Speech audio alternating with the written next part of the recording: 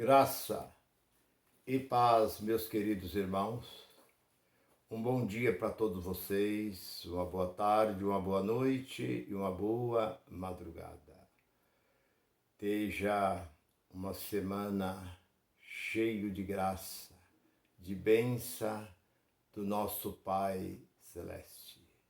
Nós somos uma família em graça. A todos vocês que está ligado ao meu canal, eu fico muito grato por todos vocês de todo este meu querido Brasil. E a mensagem que eu tenho para nós é essa: o homem sem Deus, ele não pode andar nos caminhos de Deus. Nós encontramos muita gente dizendo: eu sou ungido de Deus. Eu sou um homem de Deus. Então, nós olhamos para esta palavra.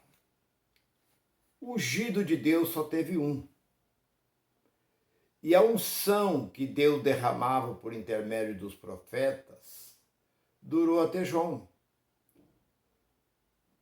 E de lá para cá, não teve mais unção, porque a unção de Deus foi derramada sobre toda a carne. Joel, capítulo 2, versículo 28, derramarei do meu espírito sobre toda a carne. E a unção, nos tempos antigos, era apenas para profeta, sacerdote e rei. Era específico. Era para aquelas pessoas pela qual Deus os separava para o seu ministério. E o ungido de Deus só teve o seu filho, que foi o diretamente. Isaías 61 confirma, Atos 10 e 38 confirma que a unção só foi através de Deus, diretamente de Deus, foi seu filho Jesus e ninguém mais. Agora nós vemos que muitas coisas vêm do judaísmo. Coisas que aconteciam, homens de Deus. Isso era uma prática, um costume que tinha no meio do povo judeu.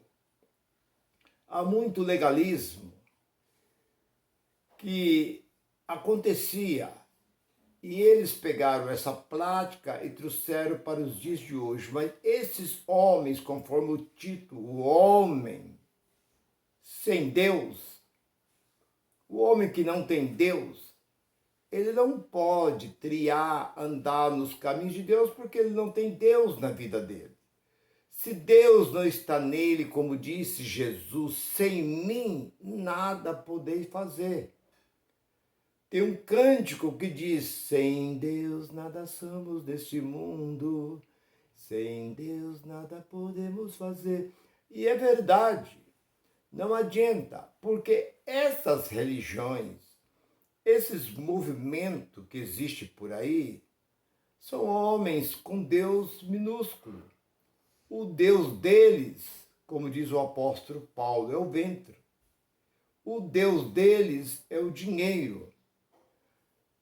Eu não vou aqui dizer que 100%, mas uma grande parte desses homens que estão envolvidos nesses movimentos, que volto a afirmar que esta Bíblia nunca chamou esse local como Assembleia de Deus, congregação, Deus é amor mundial, né, é universal, como igreja.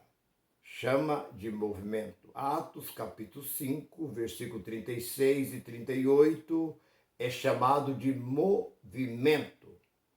Quem deu esse título de igreja? Igreja, você encontra Jesus falando sobre a minha igreja. A porta da sepultura não prevalecerá, não vai permanecer contra a minha. Ele não disse de homem, mas a minha igreja.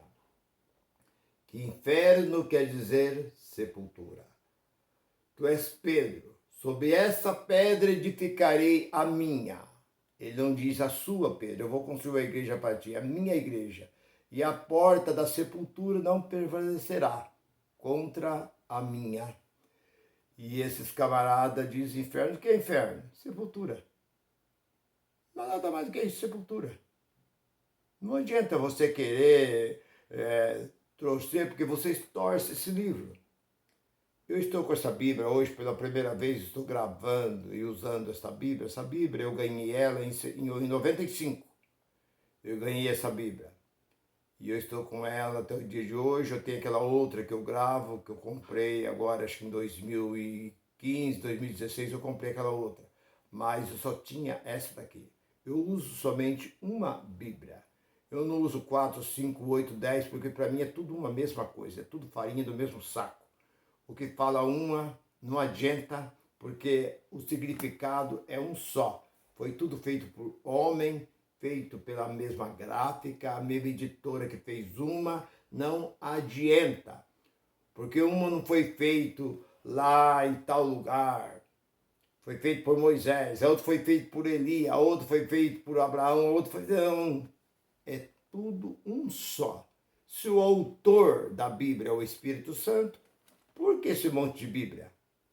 30, 40, 50 Bíblias, uma diferente uma da outra. Por quê? Confusão. Torre de Babel. É o que eu vejo. Mas voltando ao que eu quero dizer. Que o homem natural, o homem sem Deus, ele não consegue triar, andar nos caminhos de Deus. Irmão Deus, quem são homens sem Deus? São esses homens que estão em cima dos púlpitos. Os homens de paletó e gravata, eles não têm Deus na vida deles. Porque eu não consigo acreditar que um homem que tem o Espírito de Deus, tem Deus na vida dele, consegue fazer o que esses homens fazem em cima dos púlpitos. Eles querem criticar a política, eles querem criticar os nossos governantes, mas os piores são eles, porque eles usam o nome de Deus para tomar o dinheiro do povo. Eles usam o nome de Deus para enganar. E eu conheço, até mesmo além disso, eles ainda são muitos deles. Induz certas irmãs, destrói certos casamentos. E tem até algum deles, alguns livros que eu li, dele chegar perto do marido e falar assim, ó, Deus mandou eu dormir com a sua mulher. A sua mulher não quer ser uma mulher santificada? Então ela vai ter que dormir essa noite comigo. Ah, muito bem, pastor. Seja bem-vindo. Entrega a esposa dele para o pastor. Eu conheço essas passagens. Eu li muito. Eu sei de muita história. Isso escandaliza. Mas isso já está escandalizado. Já não tem mais o que se escandalizar. Esse sistema religioso é escândalo em cima de escândalo. Ontem eu estava ouvindo um programa aqui de uma pessoa que teve 41 anos dentro da congregação, dentro da CCB, e ele veio e pôs a boca no trombone. E falou toda a sujeira que existe lá dentro. Aparentemente é bonita, você passa na porta, você vê aquela coisa bonita, você entra lá dentro, você vê aquelas mulheres tudo de véu, aqueles homens tudo de paletó e gravata, aquela decência. Mas é uma podridão. Entra lá dentro, em pouco tempo você fica sabendo o que acontece ali dentro. Ele falou, o problema deles é dinheiro. É dinheiro em cima de dinheiro. Ele falou, não é nada mais. Eles não usam a palavra dízimo nem oferta, mas é a mesma, é até pior. Então, meu irmão, o homem sem Deus, ele não consegue caminhar nos caminhos de Deus. Porque o próprio apóstolo Paulo fala, no capítulo 5 de Gálatas, e o versículo 17, ele fala do fruto da carne. Depois ele fala do fruto do Espírito. É completamente diferente.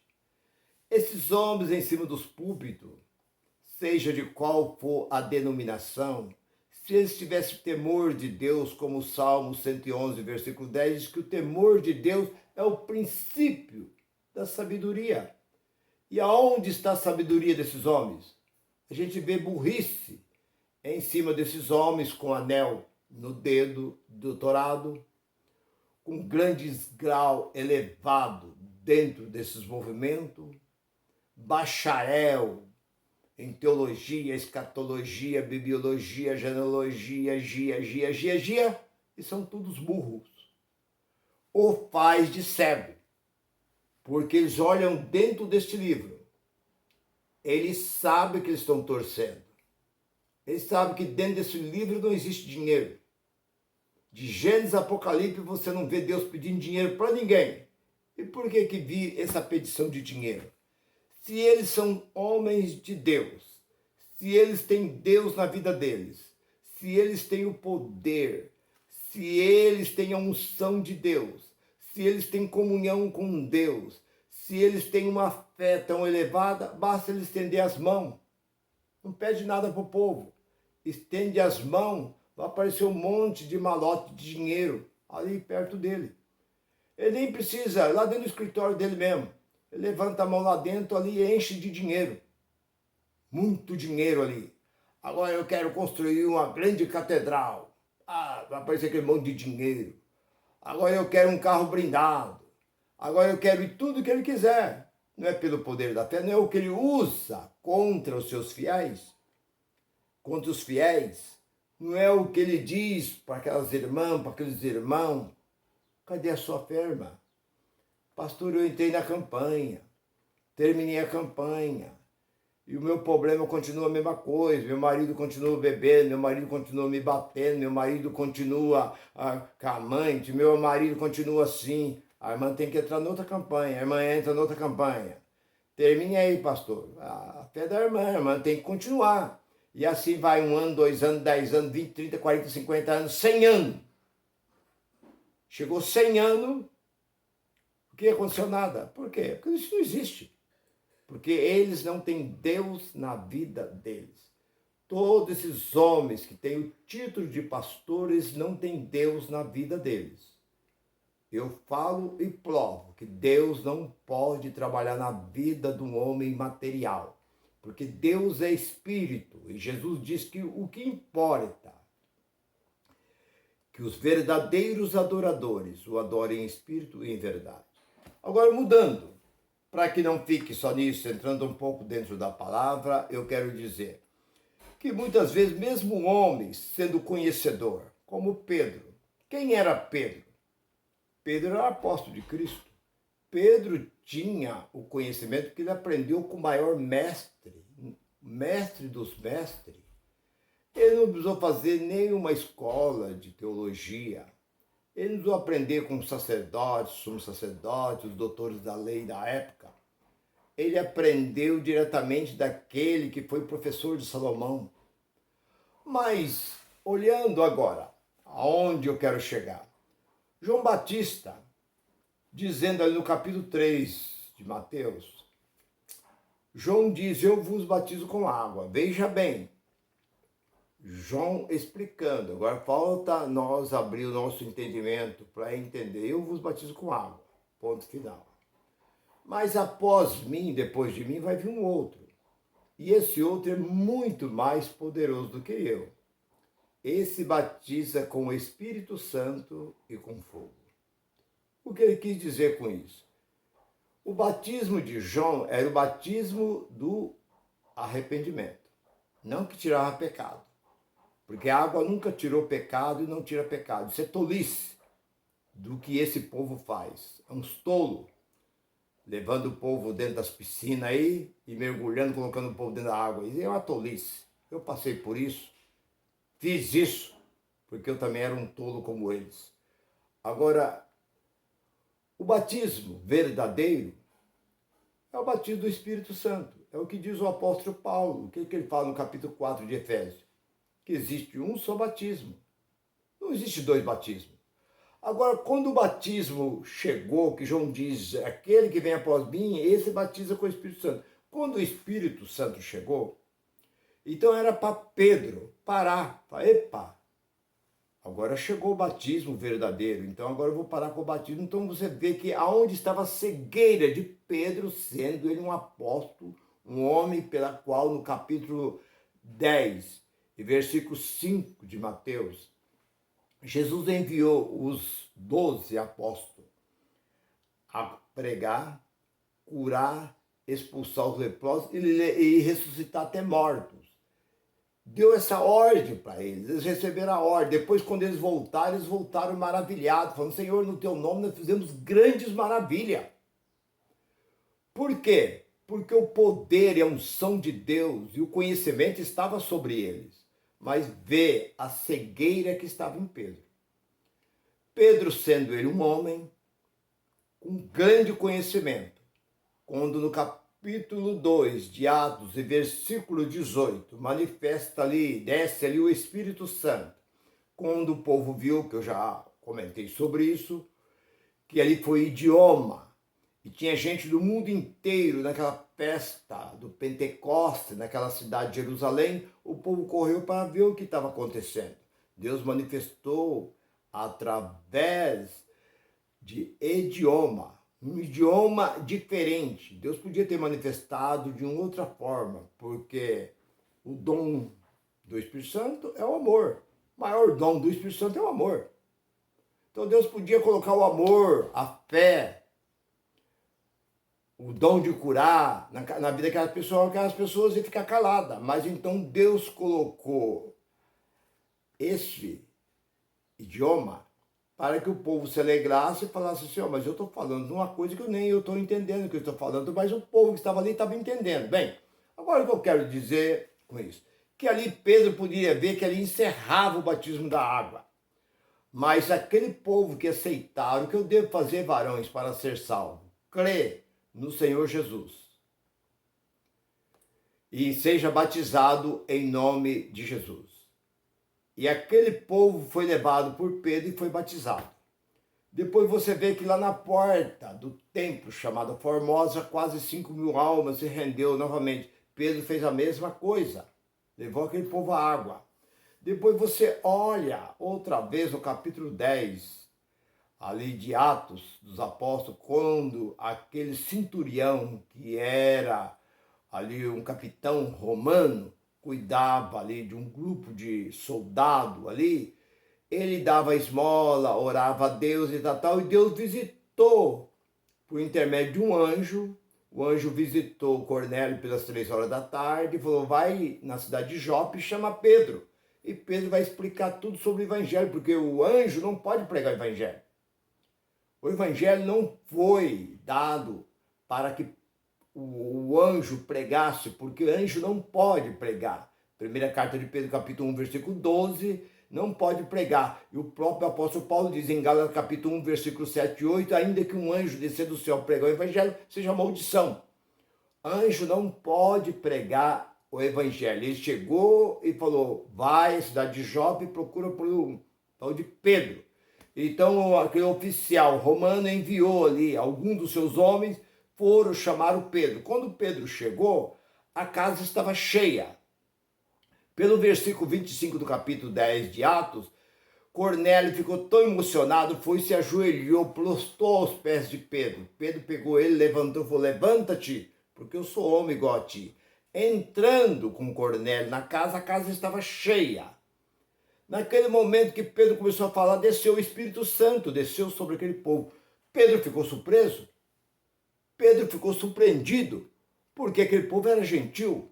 Pedro achava que o Espírito Santo era só para o povo judeu, é como a Assembleia.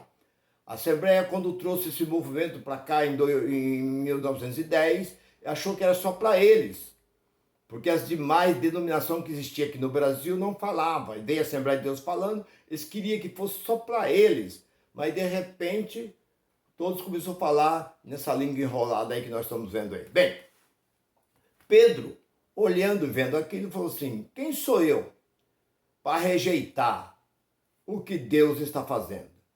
Eu pensei que esse mover do Espírito Santo era só para os judeus, porque então Deus só operava por meio ou na nação de Israel. Deus não tinha compromisso no caso daquela mulher cananeia, parece que é no capítulo 15, versículo 26, 25, 26, onde falou: Senhor, despede essa pobre mulher e vem gritando atrás de nós. Eu fui enviado somente as ovelhas perdidas da casa de Israel. Então ele não dava satisfação para gentil nenhum. Gentil era repudiado diante do judeu. Um homem incircuncidado, que a incircuncisão tinha que ser circuncidado para estar dentro do templo. Se fosse um gentil, ou mesmo que fosse judeu, não fosse circuncidado, não tinha valor nenhum.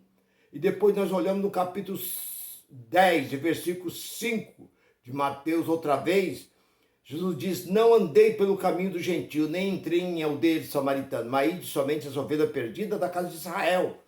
Tudo era só para Israel. De repente, Pedro chega na casa de Cornélio, que era tudo gentil, começa a ver o mover do Espírito de Deus sendo derramado ali. Quem sou eu para recusar aquilo que Deus está fazendo? Agora, eu vejo a ignorância de Pedro e a cegueira espiritual de Pedro, com todo o conhecimento que Pedro tinha. Se você olhar no capítulo 10 e 47, Pedro pegou tudo aquele povo, aquele gentil, levou na água. Ele falou assim, ó, já vocês foram batizados no Espírito Santo, agora vocês não podem recusar a água. No 48 ali, batizou todo aquele povo. Agora batizou por quê? Se existe um batismo só, que é o Espírito Santo que o batizou. Paulo diz um só batismo. E João disse, quando vier o que é o Espírito Santo, então o batismo de João sai de cena. Acabou o batismo da água. Ele falou, eu vos batizo com água, mas aquele vai batizar com o Espírito Santo e com fogo, que é o juízo. Então ali Pedro tinha que ver, falei, pá, o batismo da água termina aqui. Não, ele pega o povo de novo e leva na água e batiza o povo, passa o povo pela água. E é o que nós vemos nos dias de hoje. É o que está acontecendo. Esses homens com grande conhecimento. Eles pensam que tem conhecimento, não tem conhecimento nenhum. Eles pensam que sabe, como diz aquela música. Eu pensei que entendia de tudo, que sabia de tudo, mas não sei de você. Mas agora eu sei o que aconteceu. Quem sabe menos das coisas, sabe muito mais que eu. Então, tem um simples homem, simples, como Estevão. O que Estevão era um diácono. Estevão deu um show para os doutores do Sinédrio. Estava lá 70 homens, todos doutores, homens para julgar. E Estevão era um simples diácono, mas ele era cheio do Espírito Santo. E ele falou coisas ali que aquele povo, se você olhar ali, parece que no capítulo 6 e versículo 15 de Atos, que eles olharam para o rosto de Estevão e viram o rosto de Estevão como o rosto de um anjo. Porque a unção de Deus estava sobre Estevão. Então, voltando para aquilo que eu estava dizendo, que o homem sem Deus, ele não consegue triar nos caminhos de Deus. É por isso que esses pastores desses grandes movimentos, presidente de convenção, presidente não sei da onde, conferencista, homens que saem aí, enche estádio, tal, é só carnalidade, só carne. Só carne. O homem que não tem Deus, não adianta ele ler esse livro quantas vezes ele querer ler esse livro. Ele pode ler quantas vezes. Se o Espírito Santo não abrir, como disse no capítulo 1 de Efésios, versículo 6, é ele quem abre. Isso aqui, ó. Está aqui. Coração não é esse que bombia sangue. É isso aqui, ó. Abre aqui.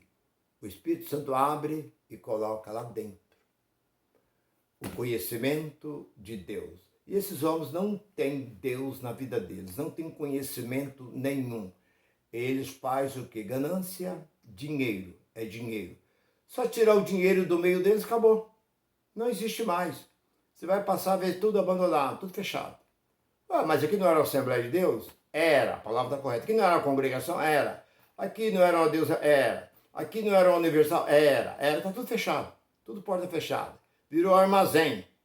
Armazém, depósito, escola, enfim, oficina mecânica, funilaria. Acabou tudo. Por quê? O que comanda esses movimentos é dinheiro. Tira o dinheiro do meio desses povos, do meio desses homens. acaba tudo. O que movimenta hoje, esses movimentos, principalmente evangélicos, eu não estou falando nada demais, deixa as demais. Eu estou falando com aquilo que eu vivi 43 anos lá dentro, linha de frente, de cima de púlpito, ensinava, dava curso para pastores. Hoje eu tenho um conhecimento que eu posso falar com ousadia. Eu falo com conhecimento que o que governa esses movimentos é o dinheiro. Meu irmão, minha irmã, se você gostou dessa palavra, se essa palavra falou bem ao seu coração, você escreva e continua me ouvindo. Você deixa aí o seu like. Aperta aí o botãozinho. E eu estou todos os dias trazendo uma palavra de edificação para a nossa vida. Graça e paz para todos.